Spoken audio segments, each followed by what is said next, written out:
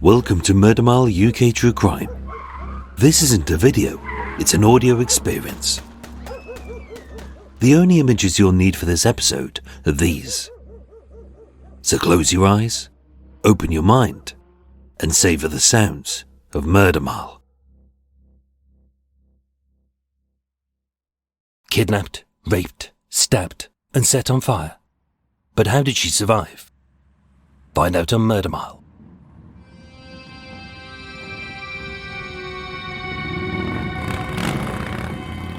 Today I'm standing on Effra Road in Brixton, SW2.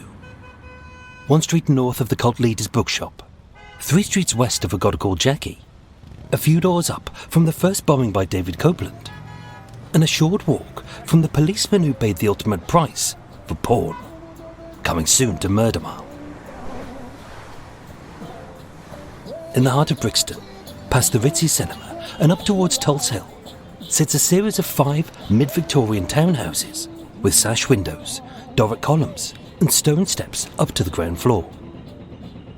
Having survived the Blitz bombings of the 1940s, slum clearances of the 50s and 60s, misused as squalid immigrant housing in the 1970s, with some buildings burnt out during the race riots of the 80s and reduced to crack dens in the 1990s.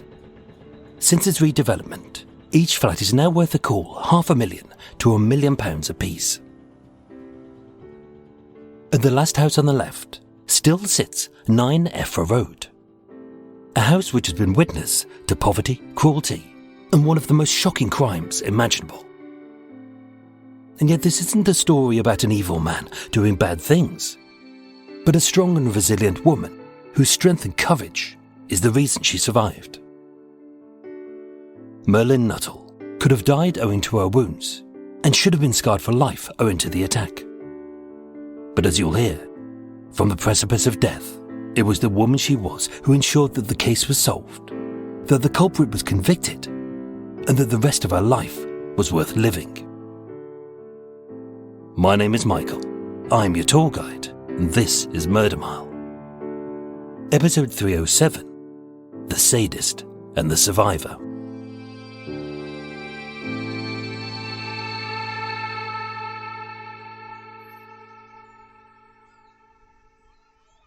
I was always streetwise and confident, Merlyn said.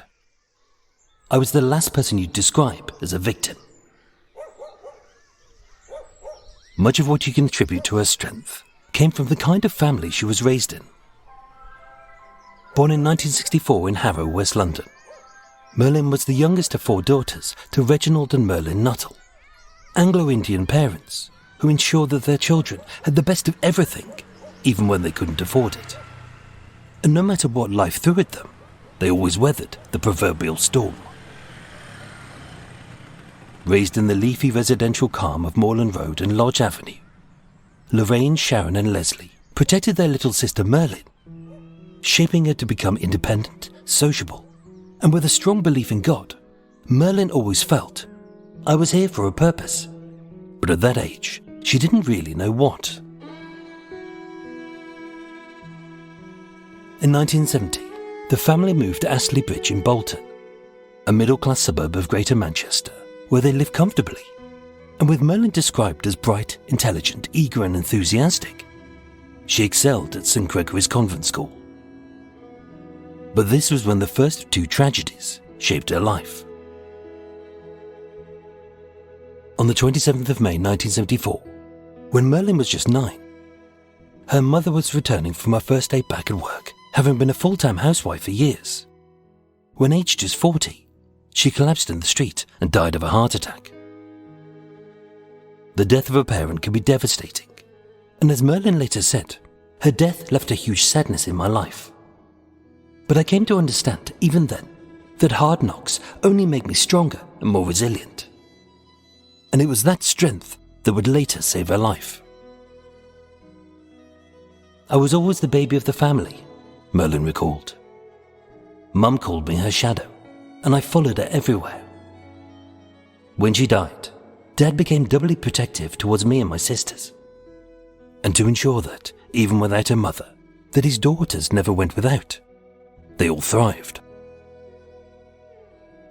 In 1975, Merlyn went to secondary school where she developed a keen interest in art, and as a solid netball and tennis player, she also represented her county at badminton.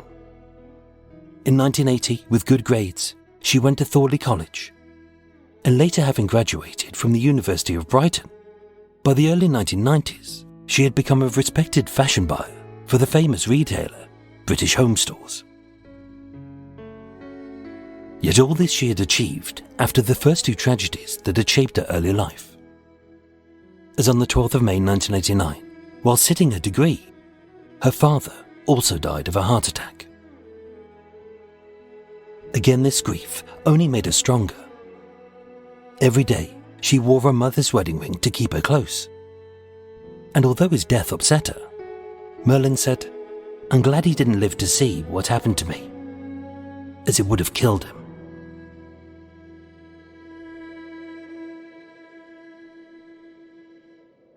And yet, being blessed with her parents' strength, that led to her survival. Tuesday the 18th of February 1992 was a typical winter's day in London, as a thick blanket of grey cloud drizzled but never bothered to rain, and it was cold but the light rain couldn't be bothered to snow. In her rented flat in Tulse Hill just off Effra Road, Merlyn awoke and got herself ready for a busy day ahead. With her hair and makeup immaculate as always, she dressed stylishly for an 8 a.m. meeting at the company's head office on Berners Street in Fitzrovia, and also as she'd arranged to see her friends later. Since she had moved to the Tulse Hill side of Brixton, her life had been good. She was single, but she hadn't any horror stories about ex-boyfriends. She lived well, but she wasn't in any debt. The neighbourhood had its seedy side, but she always kept herself safe by being savvy to the ways of the city. And like her sisters, who all succeeded in their own way as a lawyer, a restaurateur and a mother, she was driving her own dream. At roughly 7 a.m, she left her flat in Tulse Hill and headed south down Effra Road, a route she'd taken hundreds of times before without any incident or worry, seeing the same people and passing the same sights, as the usual rush hour traffic staggered and snarled on its way towards Brixton tube station. It was 30 minutes past dawn, the pavements were busy, and the only fear that Merlyn had was about the meeting. As we've all done many times before, as she got halfway to the bus stop, Merlyn realised she'd left behind her bus pass at home and had to head back to get it, delaying her by minutes. Again, realising she'd left without the letters she needed, she headed back a second time, as this seemingly ordinary morning became more frantic than usual. But as her black ankle boots clacked quickly and her fake Chanel scarf billowed in the breeze, although she ran, at 7:15 a.m, she missed the next bus by seconds.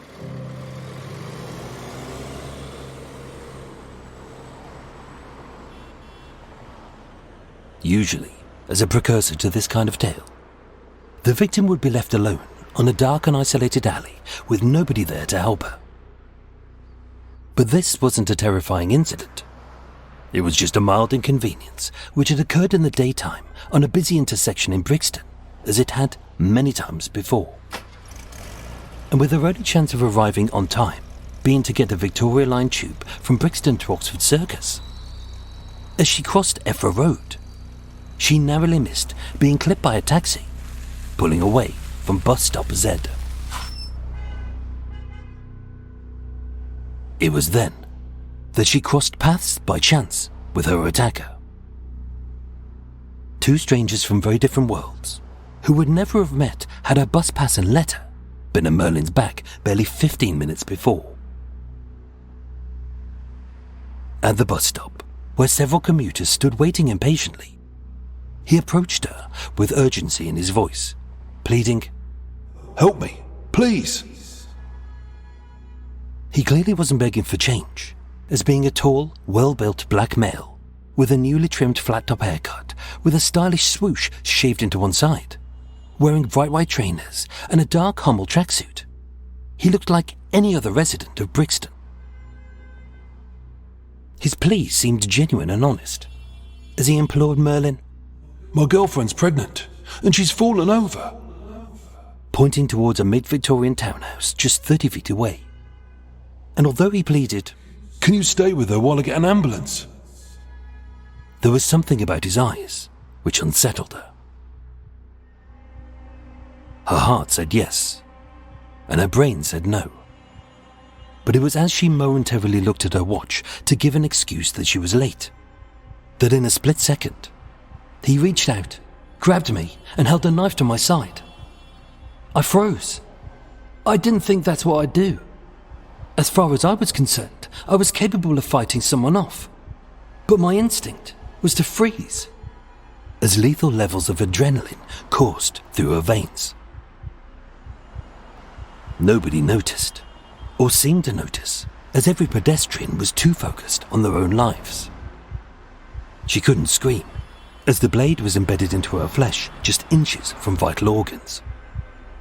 And as he calmly ushered her off the main street and onto Effra Road, as they entered the private garden in front of the townhouses, ascended the dirty stone steps, and entered through the battered wooden door, they looked like any other ordinary couple, heading home to 9 Effra Road. Only this was a door which Merlyn's attacker never intended her to leave.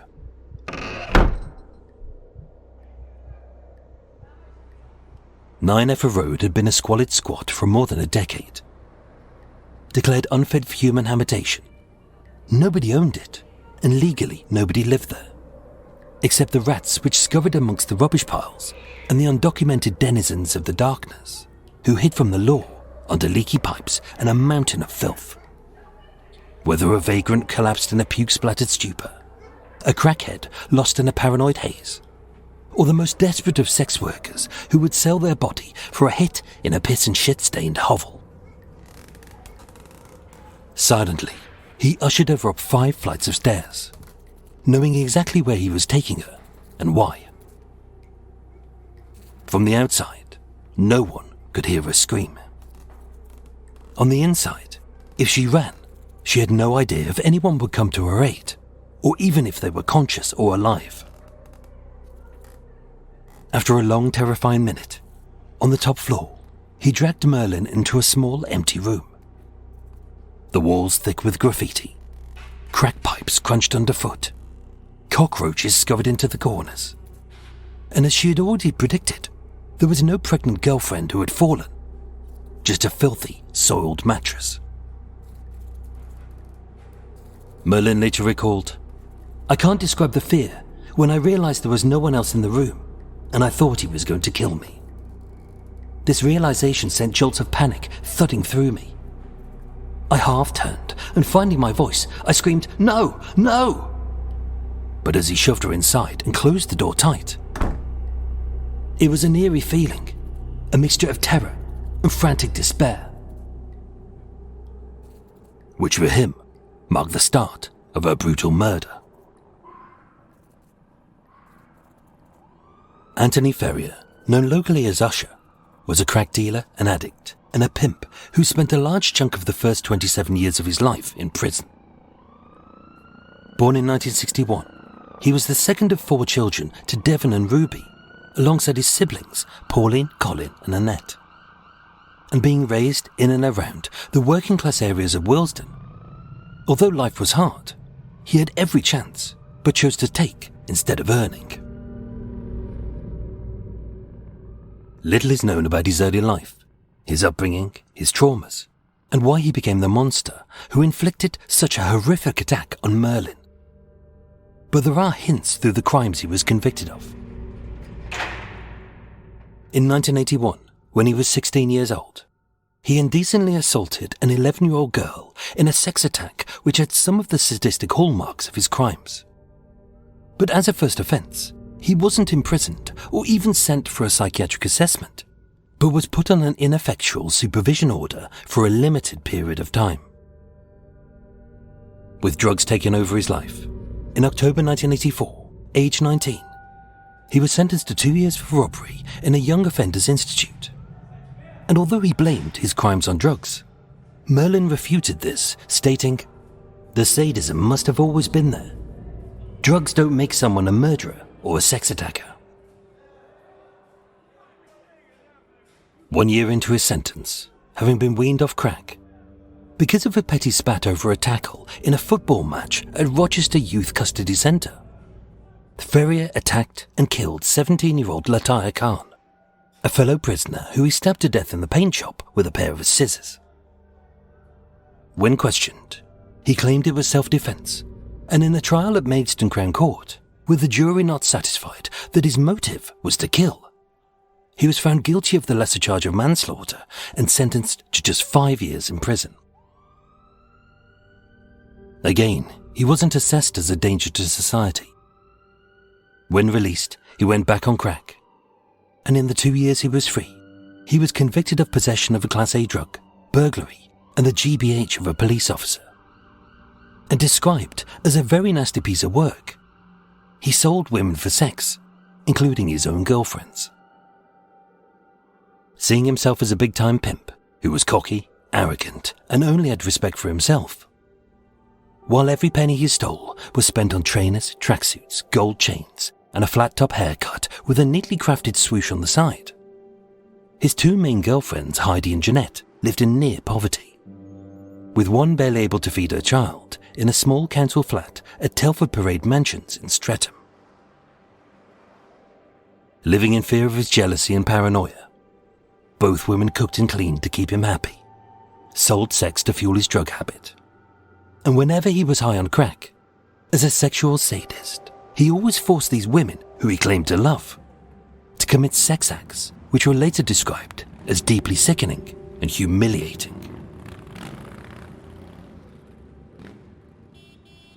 On Monday the 17th of February 1992, 1 day before the attack on Merlyn, dressed in a dark blue Hummel tracksuit, he left Jeanette's flat at 10:30 p.m, having had a row. He stayed the night at Heidi's until 6 a.m, called a taxi at 6:30 a.m, had it drive him to Five Ways, a set of flyovers in Finchley where drug deals often took place. And at 7 a.m, the taxi driver was asked to wait while Ferrira headed to a derelict crack den in Brixton. Inside he got high.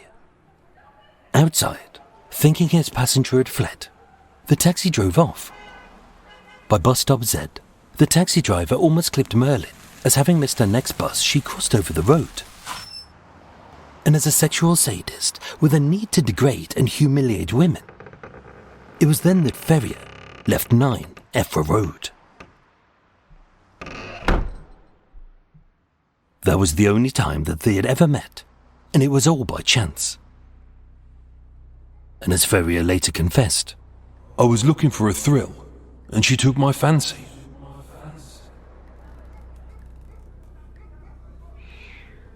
Trapped in the foul-smelling squat, as the door slammed shut, Ferrira started strangling Merlyn with her own scarf. Through pained rasps, she gasped, "Why me?" As with his eyes staring wide, he replied, Because you're pretty, and I would never get a woman like you. And having made her more pliable and weak through a severe lack of oxygen, he stripped her naked and threw her onto the rancid mattress. "I knew I was going to be raped," Merlyn later said. But for him, this wasn't about sex or penetration, but degradation and humiliation. The kind of sadistic acts his girlfriends had described as deeply sickening, and Merlyn later stated, were repulsive, but I thought I'd do anything to stay alive. These were acts so abhorrent, they couldn't be reported in the newspapers, so the Sunday Independent alluded that, after he had finished with her mouth, he got up off her shoulders and told her to turn over. As by then, he was done with her, but her ordeal was far from over. From a plastic bag beside the bed, Ferrira pulled a metre of stainless steel wire, as used in catering to slice cheese. Merlyn recalled, "The wire bit into my neck, and I felt pain like I've never known before. Sharp, searing, tearing, blocking out my breathing. I knew that he was going to kill me, that he had always intended to kill me, and that it didn't matter who I was, he was out to rape and kill me. And although she'd managed to slip her hand underneath the wire, as he pulled it tight, it almost completely severed her right thumb. As his mood swung from silent to seething, Merlyn recalled, "This crazed violence started. I fought to stop him killing me. I was frantically struggling.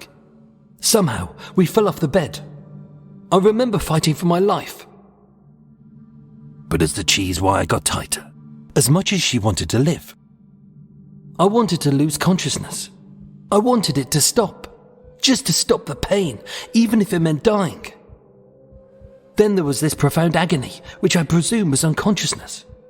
It was a strange state of not knowing if I was alive or dead. But again, her ordeal was far from over.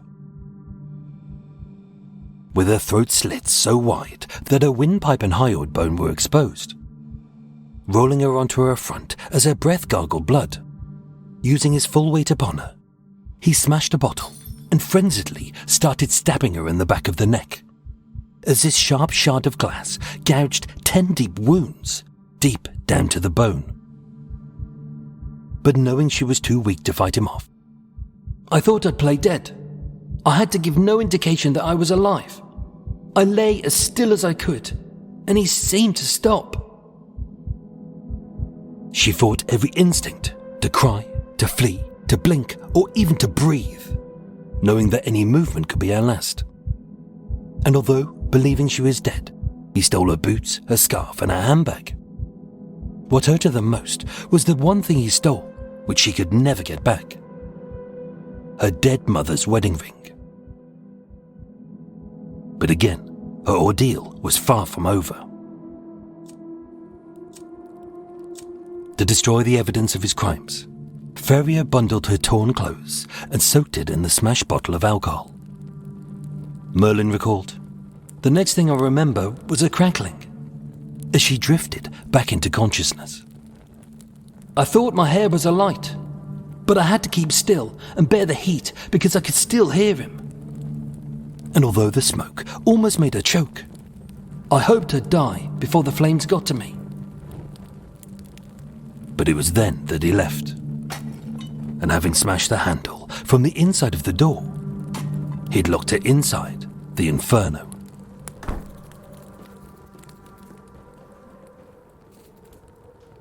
At 8 a.m, the bell of St. Matthew's rang. Her attack had lasted 45 minutes, and yet she was still trapped and dying. In the attack, she'd lost 5 pints of blood, more than half of her body's supply. And feeling weak and faint, many would have simply laid down and died. But Merlyn still had enough fight within her. She dragged herself to the door. I was convinced that this was the end. I could feel the heat of the flames. I was convinced that I was going to die. So as she called out for help, a lodger who was squatting 1 floor below heard her screams, broke down the door, and ran for safety before the fire enveloped them both. Staggering down 5 flights of stairs, her naked body saturated in blood, as she crawled on all fours to the front door and slumped on the cold stone steps. Although the bus stop was barely 30 feet away, the commuters who stood there simply ignored her weak cries, believing that she was a junkie and not wanting to get involved.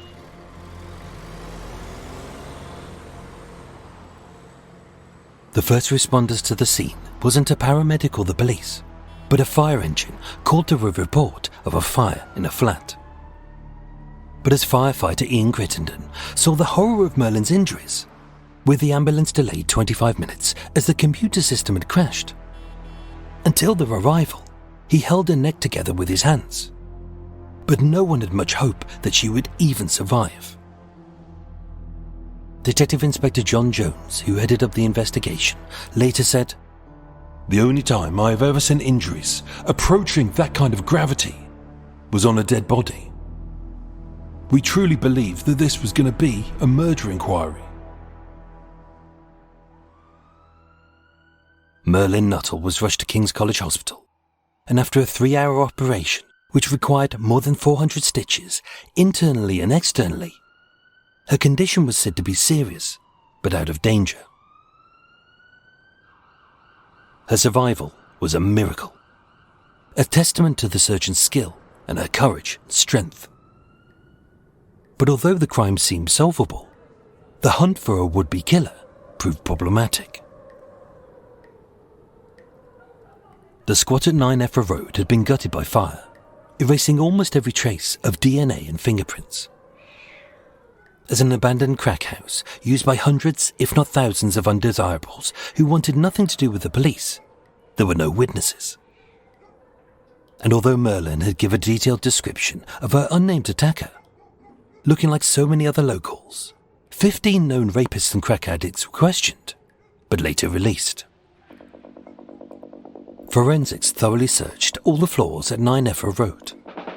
But even if they had found Ferrira's fingerprint in any of the rooms, as an addict in a crack den, it wouldn't directly link him to Merlyn's attempted murder.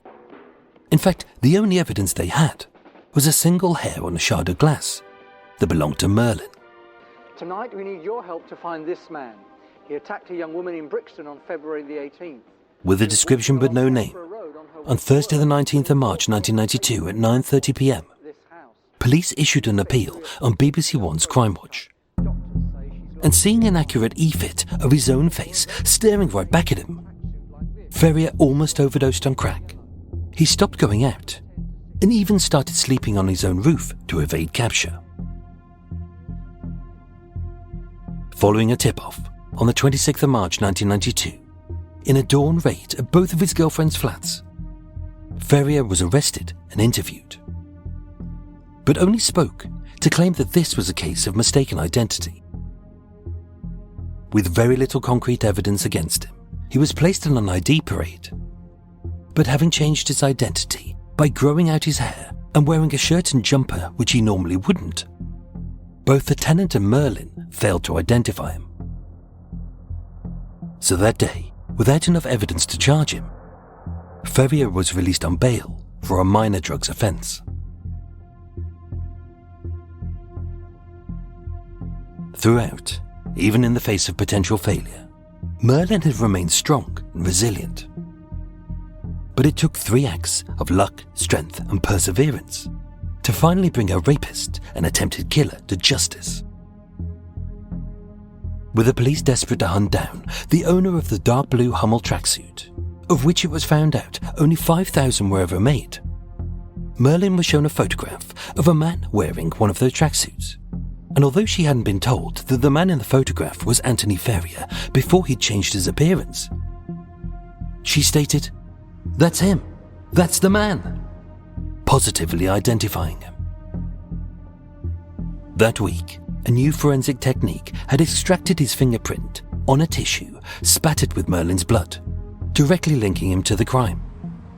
All they needed to prove was that he was in the crack den at the moment of the murder. Merlyn had shown unwavering strength and bravery throughout. And now the detectives needed his terrified girlfriends, Heidi and Jeanette, to give statements against this man who had beaten them, threatened and intimidated them, and committed degrading and humiliating sexual acts against them. They were terrified, but together their statements helped convict him. They proved that at 10:30 p.m. on the night before, he left Jeanette's flat in that tracksuit, stayed at Heidi's flat until 6 a.m, had a taxi drive him to the crack den in Brixton, and that at 7:15 a.m, that taxi driver almost clipped Merlyn with his car as he drove off from 9 Effra Road. 30 minutes after the attack, Ferrira returned to Jeanette's flat, having disposed of the tracksuit.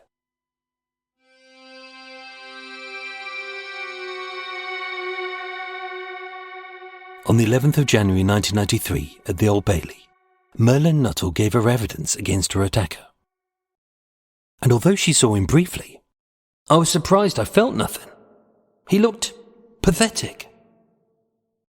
With the jury deliberating for 2 hours, Anthony Ferrira was found guilty of kidnap and sentenced to 5 years, indecent assault for which he'd serve 8, and 20 years for attempted murder, to be served concurrently. Summing up, Judge Richard Lowry praised Merlyn's courage, with her later stating, "I was not prepared to stop my life because of what happened to me." In 1995, she was awarded damages of £76,000, which barely covered the cost of 5 operations to heal her scars. In 1998, her book, It Could Happen to You, won the Cosmopolitan and House of Fraser Achievement Award. That year, she helped launch the first 24-hour helpline for victims of crime. And in 2001, the same year that she married, she helped set up The Haven, the first self-referral safe house for victims of rape at King's College Hospital. Today, having taken control of her life, she runs her own fashion outlet. After the trial, she stated, "No sentence is long enough for him. He should never be allowed to do that same thing to anyone else." In 2002, 10 years into his sentence, Anthony Ferrira became eligible for parole.